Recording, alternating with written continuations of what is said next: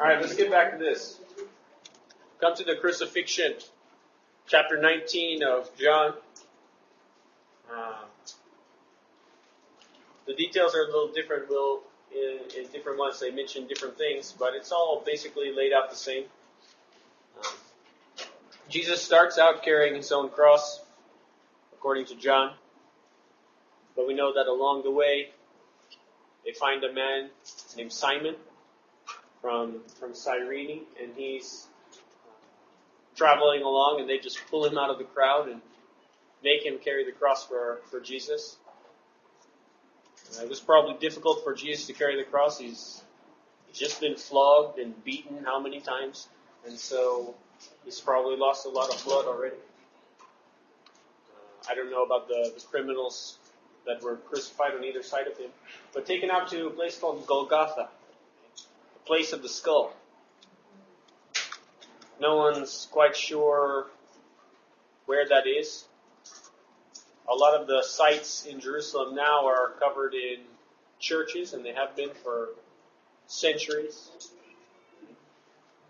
But there are other places, alternative sites that have been looked at that might be authentic places, but no one's really sure about exactly where these places are. But that's one thing about faith. You don't have to actually go there to see it. You just have to know that these things really happen. So he was taken out to the place of the skull. And along the way, there were people following him, crowds following him, weeping and wailing. And he called out to them, "Do not wail for me, daughters of Jerusalem. Don't weep for me. Weep for yourselves. Weep for your children. Don't you know the time is coming when they will say, 'Blessed are the barren women and the wombs that never bore, the breasts that never nursed.' They will say, 'Fall on us, mountains. Cover us, hills.'" Jerusalem is going to be destroyed. Jesus made that clear to his disciples before. He says, "You ought to weep for yourselves." He says, "For if these things happen when the tree is green, what will happen when it's dry?" They brought him along. They crucified him, right? Put him up there. They offered him some wine mixed with gall or myrrh. Those are two different things mentioned. The word translated gall could also be translated bile. It would be something green, some bitter green liquid. So basically it's wine flavored with something very bitter. I'm not sure if it was a poison or some kind of, maybe they used this as some sort of anesthetic or drug or something that they would give to the men. Maybe they used it for sedation. Sedation, I'm not sure. But whatever it was, Jesus did not accept it. He did not drink it. And so he was put up there. His clothes were divided amongst the guards, right, split into 4 parts. But there was one garment that he had, an inner garment that was woven of one piece, one solid piece. And so they said, it's a shame, we shouldn't tear this. Then it would be useless. Someone put a lot of work into this, so let's cast lots. Right? We'll see who gets it. And so they did that. They cast lots for his clothing, thus fulfilling the prophecy. They divided my clothing among them. They cast lots for my clothing. There was a sign that was hung. Pilate put a sign there. And the different accounts record different things. Matthew says the sign read, "This is Jesus, the King of the Jews." Right? Mark says, "The King of the Jews." Luke, the sign says, "This is the King of the Jews." And in John, the sign says, "Jesus of Nazareth, the King of the Jews." Basically, the gist of the sign is that this is the King of the Jews, right? This is Jesus. It's mentioned that it was written in 3 different languages, which could explain some of the variation that we see in these different things. Between Mark and Luke could be the difference of the language, whether or not the this was there in one language or the other. And so some people will look and say, look, the sign, it doesn't say the same thing. The Bible's falsified. But, this is another case where the point is, the sign says that Jesus was the King of the Jews, labeling who was on this cross. What the exact words were in any particular language doesn't really matter. We can't know what it said in all three languages. That's what it said, what's recorded. We know that he was crucified between two robbers, two thieves, two criminals, one on either side. Right?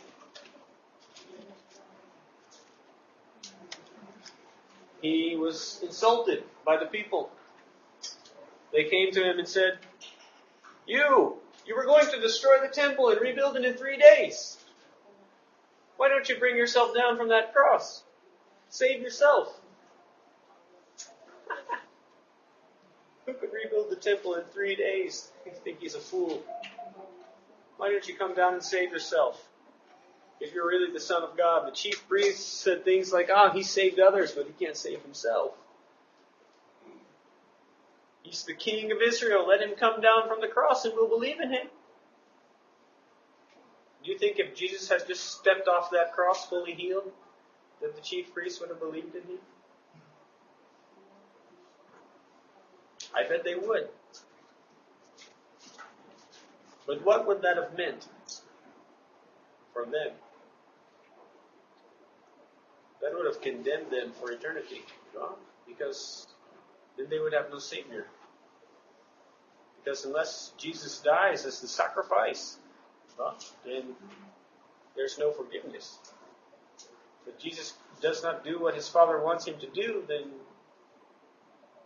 all of us are lost. They didn't realize that. So they mocked him to his face. He trusts in God, let God rescue him. If he wants him, for he said, I am the Son of God. And so the robbers on either side of him insulted him as well. But it got to the point where one of the criminals said, you know what? We deserve what we're getting. Why don't you leave him alone?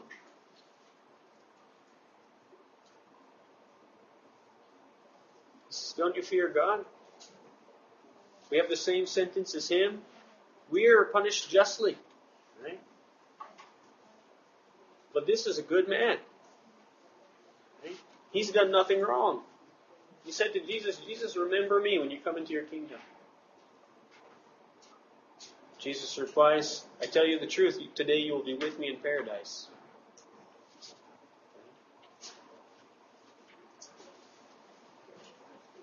So that one guy had a change of heart there. And Jesus tells him he's going to be okay. Very interesting. And when Jesus tells you that you're going to be with him in paradise, you're going to be with him in paradise. Right? That's the way it works. And so he goes on. He hangs there. It was, I think, about the 12th hour. That would be about 12 o'clock when they brought him out.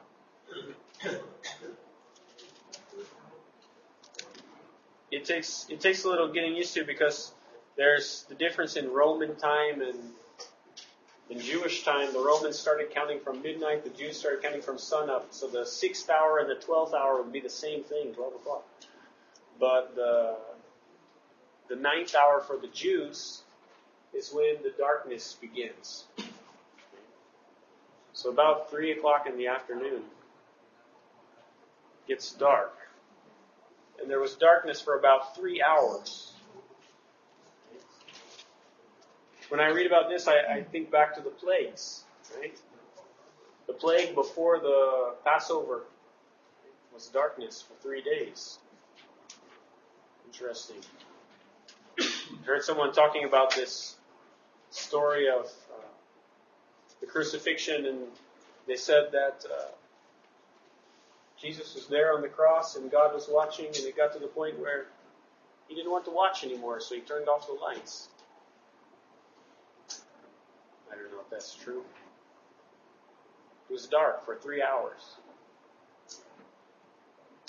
And Jesus cried out, my God, why have you forsaken me? Why have you left me alone?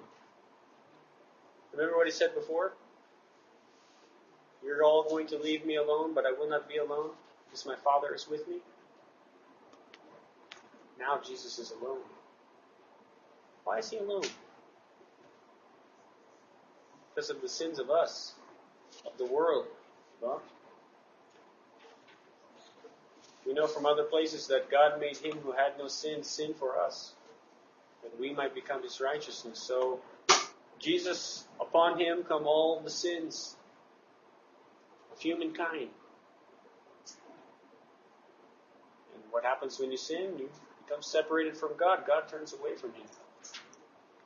God turns his back on his only Son.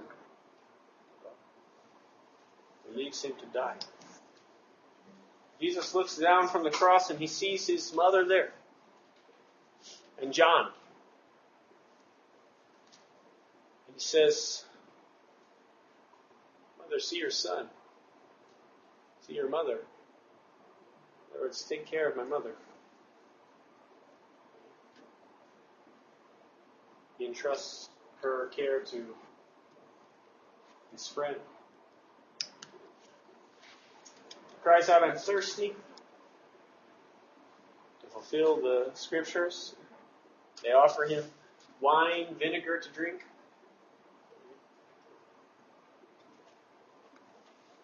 He drinks it. And then he cries out, according to Luke, Father, into your hands I commit my spirit. He gets to John and says, it is finished. And he breathes his last. Gives up his spirit. And he died.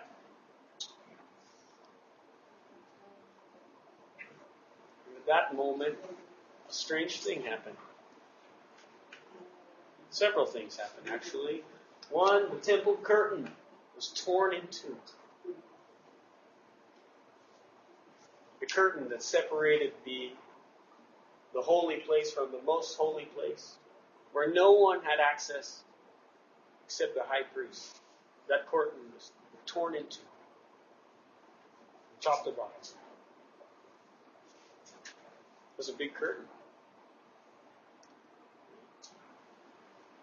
There was an earthquake that struck. I don't know how powerful an earthquake, but the tombs, many tombs around Jerusalem were open. And the people that had been buried in them walked out alive again. So Jesus raised Lazarus from the dead after he'd been dead 4 days. When Jesus died, I don't know how many people around Jerusalem came back from the dead and started walking around.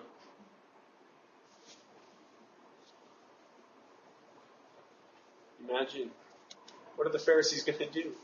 They have to kill all these people. They're going to kill Lazarus. The centurion that's there guarding them and the other guards, they cry out, surely this was the Son of God. The Son of a God. Probably wouldn't say the Son of God, right? They would think of a God because they had many, other Romans. And Luke records them saying, surely this was a righteous man. There were at least 5 or 6 of them around there. So who knows what all they said. They said, wow. Probably thinking of, well, we've crucified a lot of people. It never got dark for 3 hours. The earth never shook when one of them died. This is not a normal event that's happening here today. And they said, surely this was the Son of God. Now the Jews, they didn't want the bodies left on the crosses during the Passover. You know, I guess if you're in Rome or other parts of the empire, or maybe even there, when you crucify someone, you just leave them up there. No need to take them down. You leave them up there as a warning, right? To remind people what not to do, what the punishment is for murder or robbery or whatever it is. But since the Passover and the Sabbath were coming, and there were sort of special days for the Jews, they didn't want dead people hanging out outside their city. So they asked Pilate to take them down. Now the thieves were still alive, right? And when you're on a cross, you're hanging there suspended from your arms. They also nailed your feet to the cross, so that you could push up on the wounds of your feet to breathe if you wanted to, if you had the strength. But then you would fall back down. On the cross, you really died of suffocation more than anything else. You didn't bleed out. But they took their hammers and they broke the legs of the thieves. So they couldn't stand up anymore. So they would just suffocate and die very quickly. But Jesus, they came to him and they noticed he was already dead, so they didn't bother to break his legs. Instead, they took a spear and they shoved it into his side. And blood and water poured out, and they said, okay, he's dead. And that fulfilled the prophecies about that. They looked on the one they would pierce. And Jesus was the Passover lamb, a lamb without defect. You were not supposed to break the bones. Very interesting thing that Jesus' legs were not broken. The crowds around were watching. They knew him. They started to leave.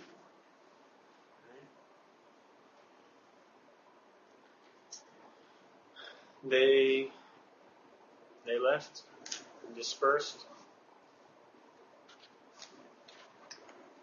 And after that, a man named Joseph of Arimathea went to Pilate and asked for Jesus' body.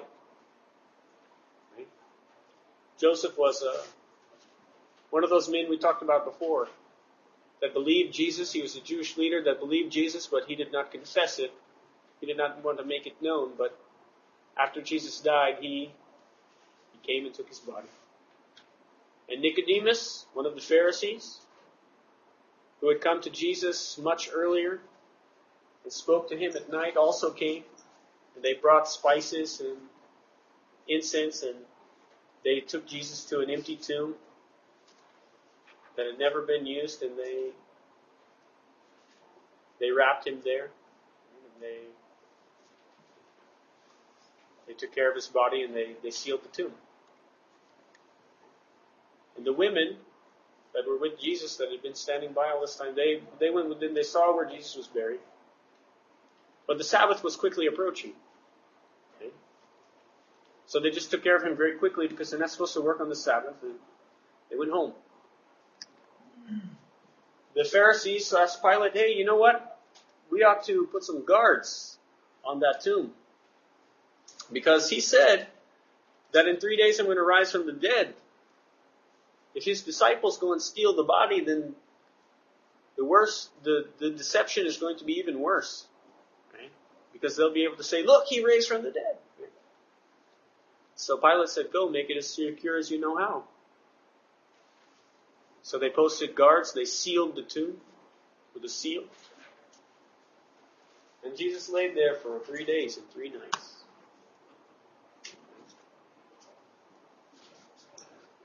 Thursday night, Friday night, Saturday night according to our other arrangement that we talked about. Through the 2 Sabbaths. And on the first day of the week, before dawn, while it was still dark, the women came to visit the tomb. Who all was there? I don't know exactly how many women were there. John only speaks about Mary Magdalene. Matthew tells us that Mary Magdalene and the other Mary went. Mark and Luke tell us that other Mary was Mary, the mother of James. I don't know if that's the mother of James as in James and John, or the mother of James as in James, the brother of Jesus, who wrote the book of James, who became a leader in the church during the book of Acts. So it's likely that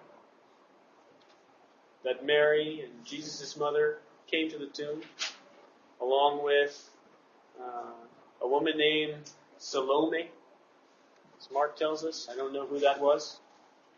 Maybe Mark's mother, who knows? And Luke mentions another woman named Joanna, speaking to the disciples later. So there were several women that went to the tomb that morning. But what did they find? What were they worried about as they were going to the tomb? Who's going to move the stone? We're just little old women, right? That's a big stone. Who's going to move it? Well, they didn't need to worry about that. Because when they got there, it was open. And the guards were gone. Right? And they went in and looked around, and it says that an angel appeared, or a man in a white robe, or men with clothes like lightning appeared to them. And they didn't know what to do. Right?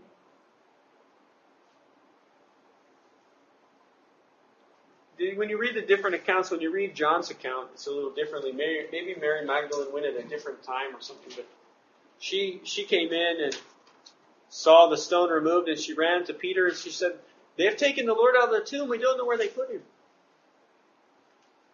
I don't know if they didn't understand, but Peter and John both ran to the tomb. Right?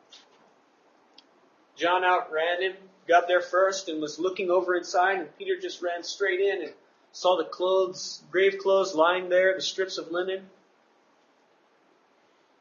and the cloth that would have been over Jesus' face lying folded on the thing, separate. And he saw and believed, it says. They believed that Jesus had risen. It says they still did not understand from scriptures that Jesus had to rise from the dead. They didn't understand that it had to happen, but they believed that he was gone. And angels appeared to them, right? Spoke to them. The men like lightning.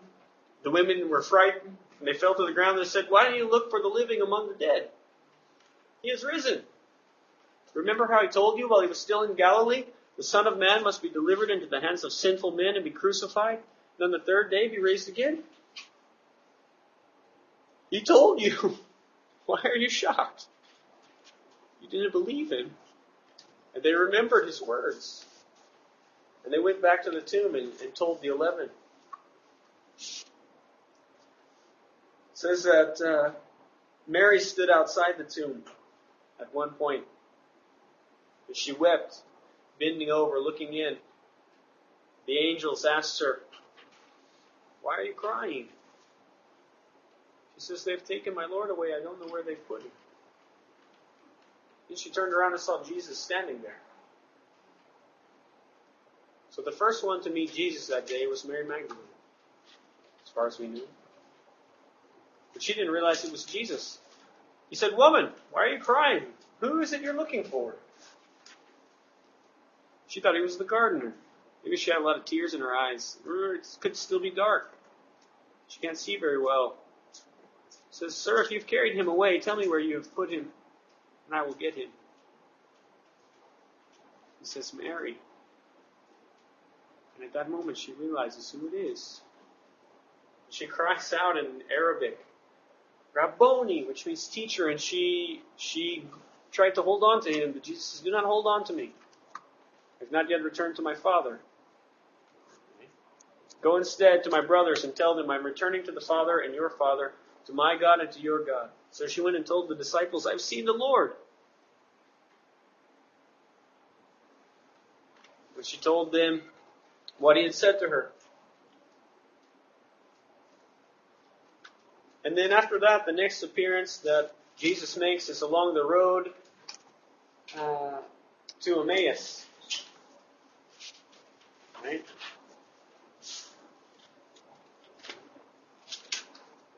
Matthew also records the meeting with the women. Said greetings to them. Told them to go meet them in Galilee. After he meets with the women, Matthew tells us that while the women were going to talk to the disciples, some of the guards that had been guarding the tomb went back into the city and reported to the chief priests everything that had happened. Right? Probably, we sat there for 2 days and nothing happened. Right? It was all quiet. Then all of a sudden, and so when the chief priests and the elders heard that, they devised a plan. They told the soldiers, listen, we're going to give you a lot of money. If anybody asks you, you just tell them that his disciples came during the night and stole them while we were asleep. Right? Just tell them that you weren't doing your job and that while you were asleep, the disciples came and stole them.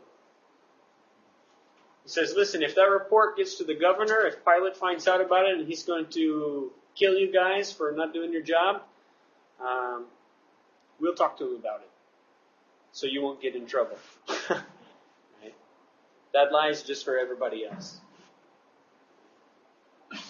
So the soldiers took the money and they told that story, and Matthew says that story's been widely circulated among the Jews even to that day. The disciples stole his body. They knew it wasn't true.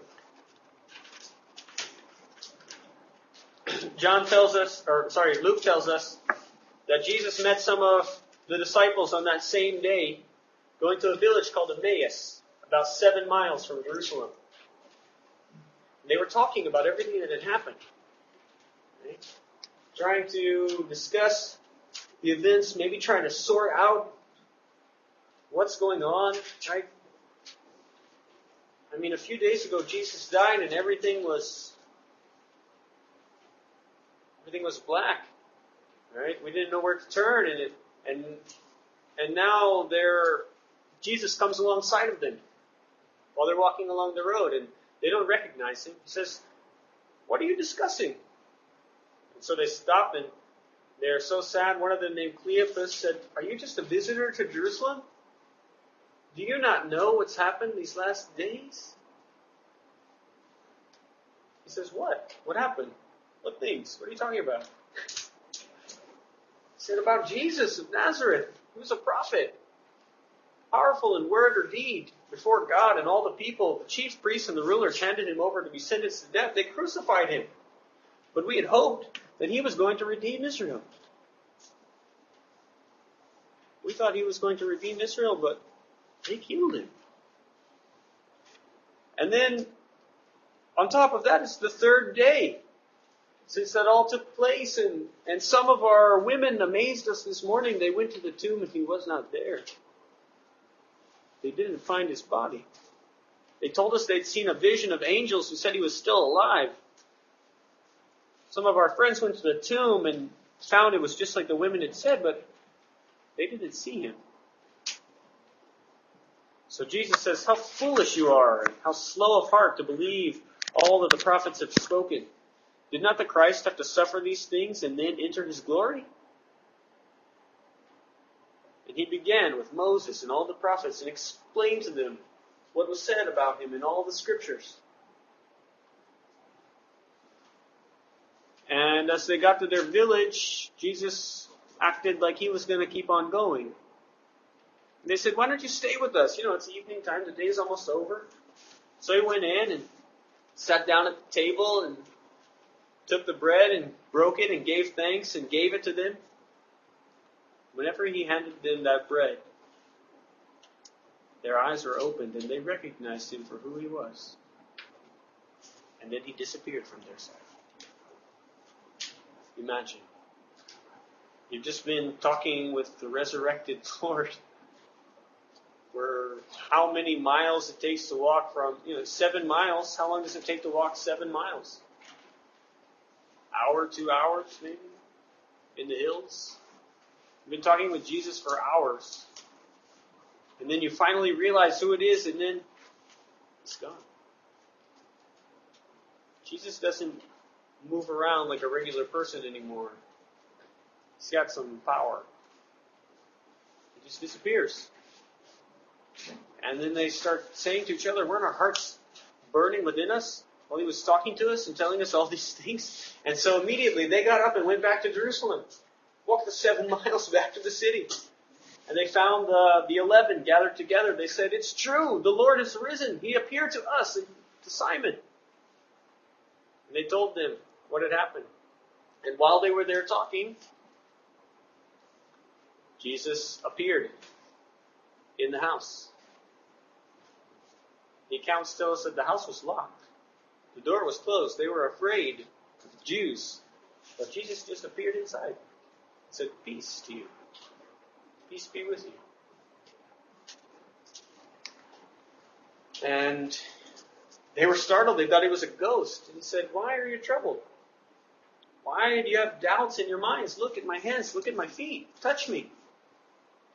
Does a ghost have flesh and bones? No.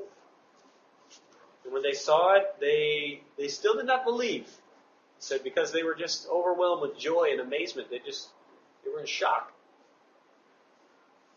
And he asked them if they had anything to eat. So they gave him some fish, and he ate it with them. And he said, this is what I told you while I was still with you. Everything must be fulfilled that is written about me in the law and the prophets and the Psalms. And he opened their minds to the scriptures, and he told them everything about him, just like he had to the guys along the road.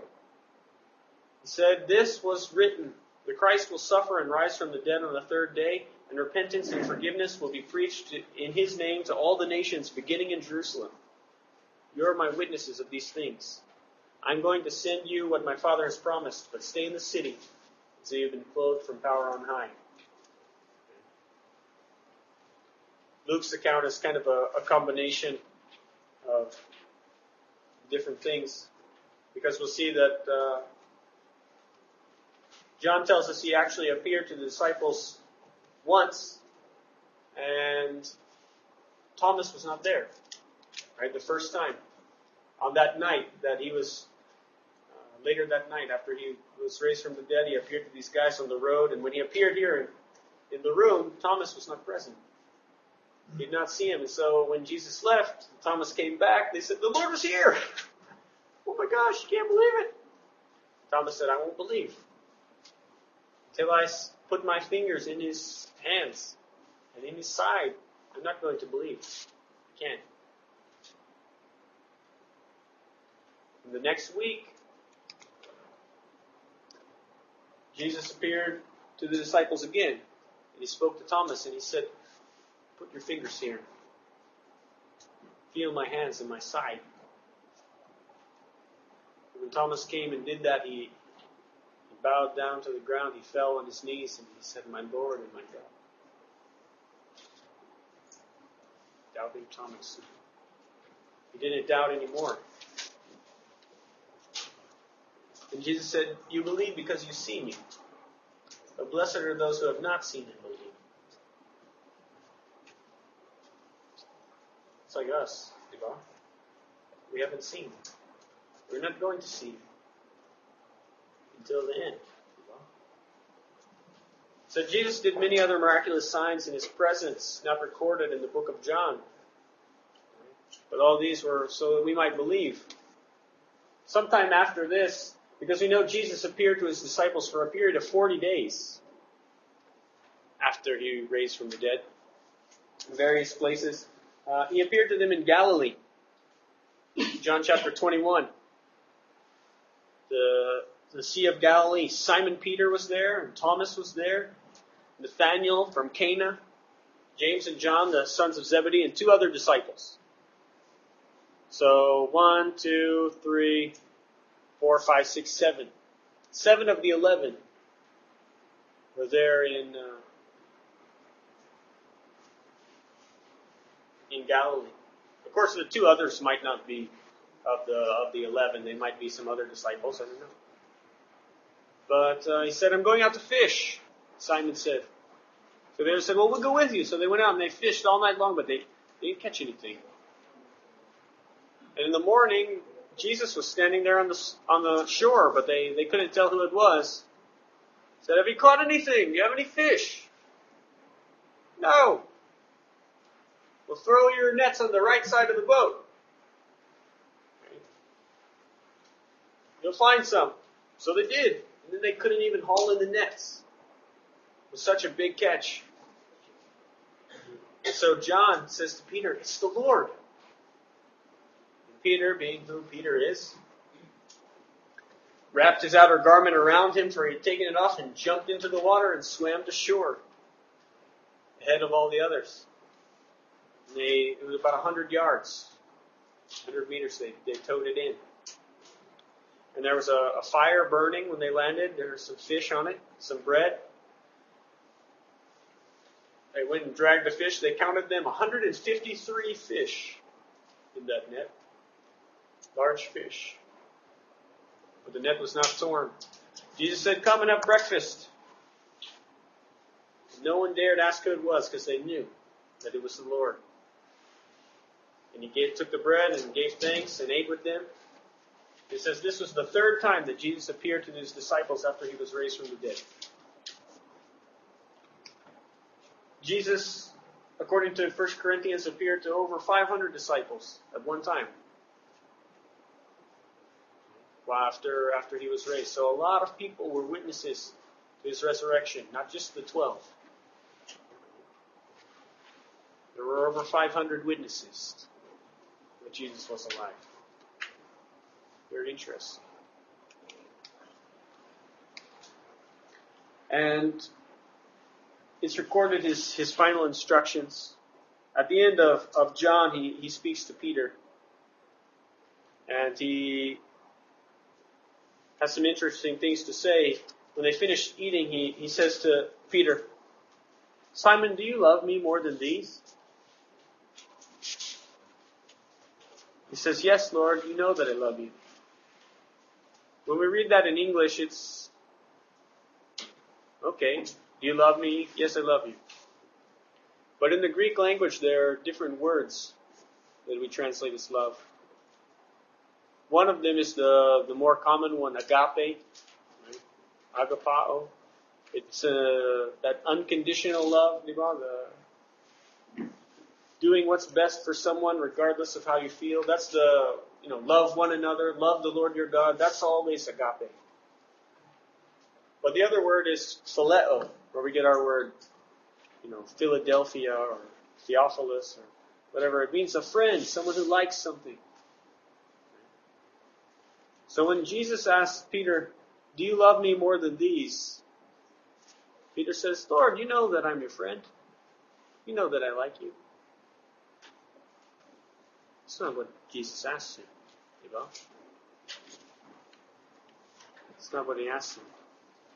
Jesus asked him, he says, "Feed my lambs." And then he says, "Simon, son of John, do you truly love me?" And Jesus says, "Yes, Lord, you know that I'm your friend. You know that I like you." And finally, Jesus says, "Take care of my sheep." And a 3rd time, "Simon, son of John, are you really my friend? Do you like me?" He uses the word that Peter's been using. As Peter said it twice already. And Jesus questions him, "Are you really even my friend?" And that's why Peter was hurt when Jesus asked him the 3rd time, "Are you my friend?" Because Jesus asked him a different question that 3rd time. You don't read that in English or in most translations, but it's true.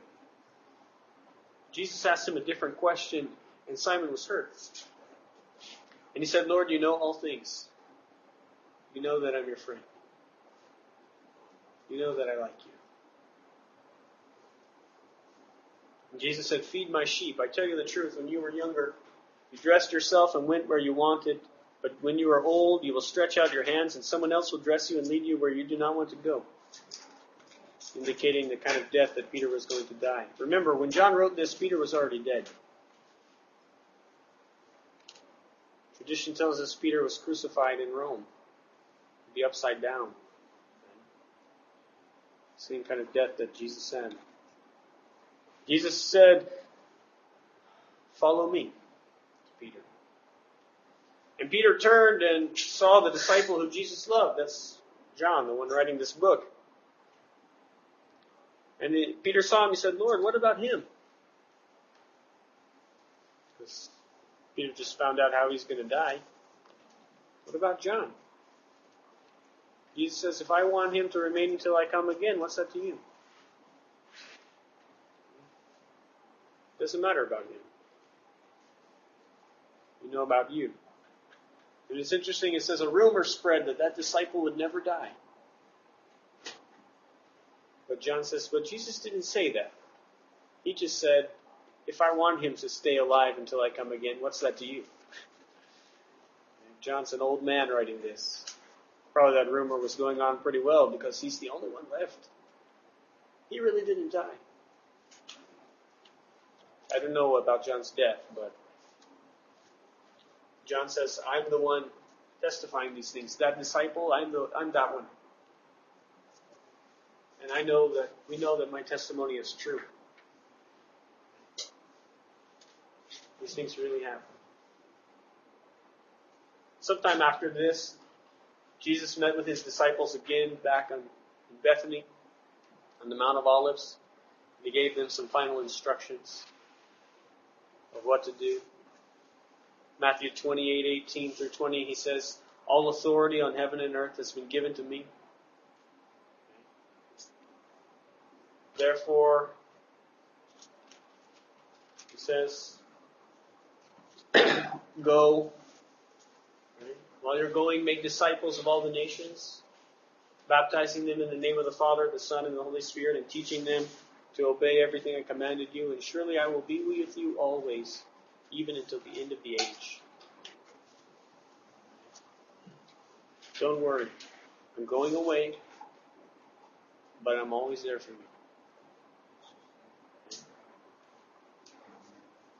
Just as Jesus had known that he was not really alone, his Father was with him. The disciples are not alone. They have each other, and Jesus is always there, even until the end of the age. So that's the way our story ends. Not really, it continues on. The disciples spread the gospel throughout Jerusalem, throughout Samaria, despite the persecution all over the world. And one day it came here to the Philippines. It spread a long way, over a long time. Because it's a powerful story. And it's a true story. Jesus said a lot of important things that last week before he died. He fulfilled a lot of important prophecies. And all these things are written so that we might believe that he really is who he said he was. That God sent him. And we know he came to die for us. And he did. But that he didn't stay that way.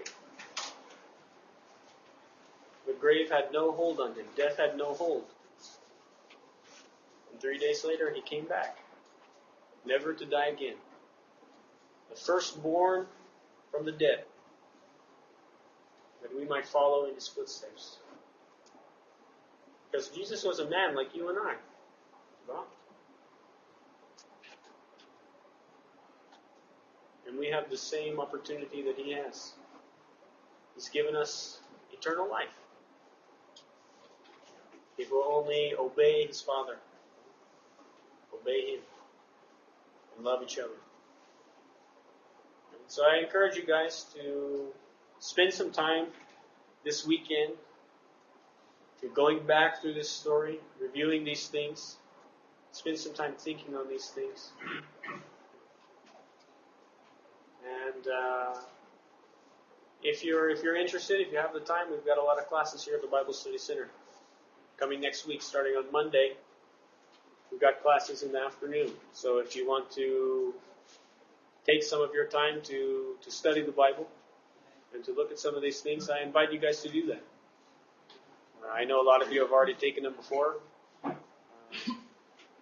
but I encourage you, 5:30 and 7 o'clock. If that time is not good for you, let one of us know. We'll try to set up some kind of special schedule or some kind of correspondence study or something, whatever you need. We're here to serve.